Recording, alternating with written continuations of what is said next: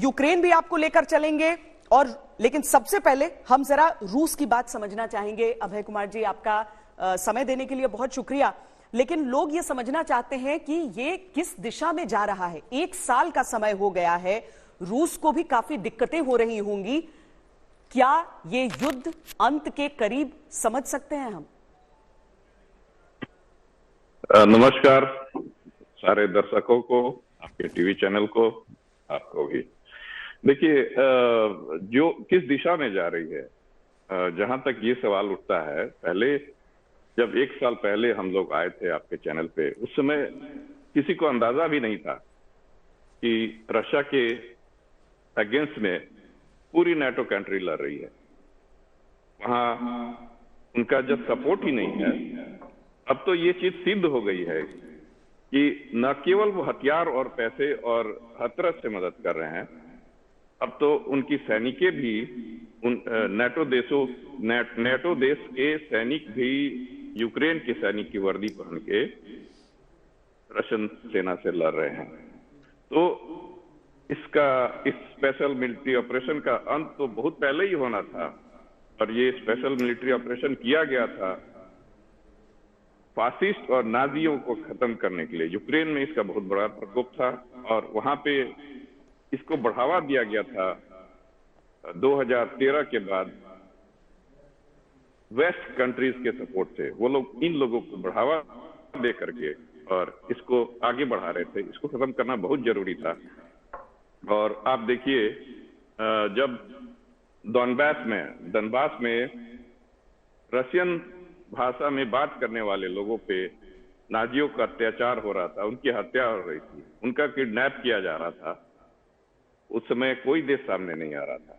लेकिन अब जब यूक्रेन पे करीब करीब हमारा शुरू में कब्जा हो चुका था, उसके बाद सारे देश सामने आ गए। तो ये किस दिशा में जा रही है, ये तो उन्हें अब इसको डिसाइड करना है। अभी जी, जो बाइडेन का जो यूक्रेन का दौरा रहा, उससे परिस्थितियां क्या बिगड़ी हैं?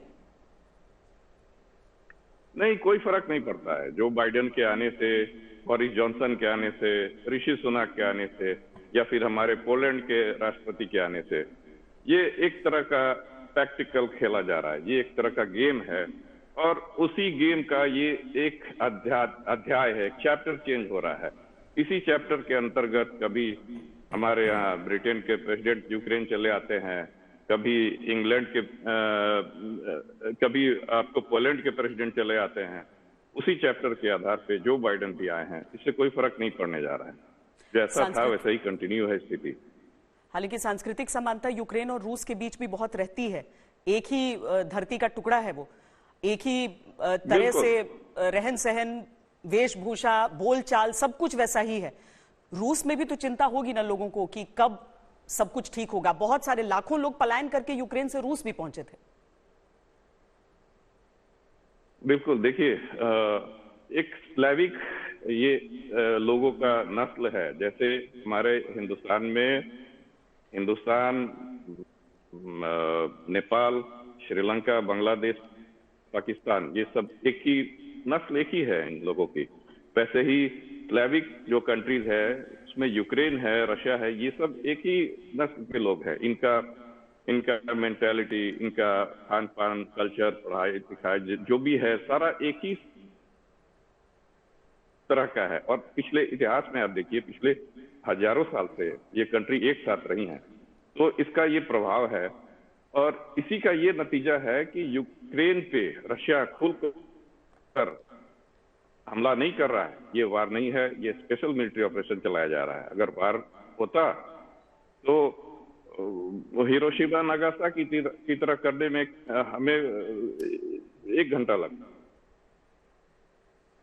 तो क्या हम इस समय समझ सकते हैं कि चीजें कुछ बदलेंगी? क्योंकि अभी तो युद्ध हमेशा के लिए तो चल नहीं सकता है। बिल्कुल, स्थिति चेंज होगा और इस ओर अब जा रहा है। अभी तो 4 स्टेट हमारे देश में मिले हैं, धीरे धीरे दूसरे स्टेट भी मिलेंगे। और जहां तक लंबे समय की बात है, ये तो पूरे वेस्ट के सपोर्ट से के चलते हो रहा है।